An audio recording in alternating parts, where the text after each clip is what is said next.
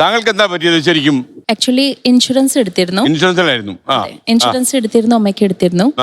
അപ്പോൾ അമ്മ sound and healthy ആണ്, ഒരിക്കലും ആവശ്യം വന്നിട്ടില്ല. എൻ്റെ ഇൻഷുറൻസ് എടുത്തതിന് ശേഷം കുറച്ച് നാൾ കഴിഞ്ഞിട്ട് അമ്മയ്ക്ക് പെട്ടെന്നൊരു രാത്രി കാർഡിയക് അറസ്റ്റ് വന്നു.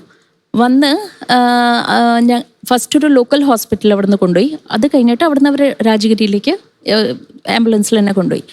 അവിടെ ചെന്നപ്പോൾ എല്ലാം ICUയിലൊക്കെ ആക്കിക്കാണ്. അപ്പോൾ പറഞ്ഞ ഇൻഷുറൻസിൻ്റെ പേപ്പർ വർക്കൊക്കെ ചെയ്യണം എന്ന് പറഞ്ഞു.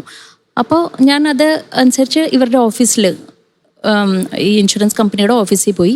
അവിടെയൊക്കെ ചെന്ന് കാര്യങ്ങളൊക്കെ ആക്കിയിട്ടും ഇവർ ലാസ്റ്റ് ക്യാഷ്ലെസ്, അതായത് ഇവർ റിജക്റ്റ് ചെയ്യാണ്. എന്നിട്ട് പറയണു ഇത് നിങ്ങളിപ്പോൾ പേ ചെയ്യുക, അത് കഴിഞ്ഞിട്ട് എല്ലാം കഴിഞ്ഞിട്ട് ഞങ്ങൾ തരാമെന്ന് പറഞ്ഞു.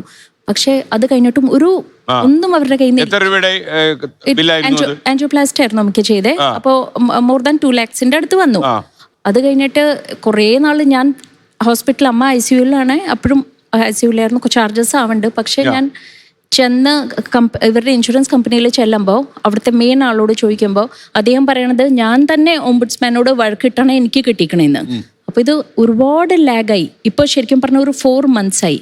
പക്ഷെ ഇപ്പോഴും അവർ പറയണത് ഹാവ് പേഷ്യൻസ്. ഇപ്പോഴും ഒരു കാര്യം ഞാൻ പഠിച്ചത് എന്താന്ന് പറഞ്ഞാൽ നല്ല പേഷ്യൻസ് വന്നു.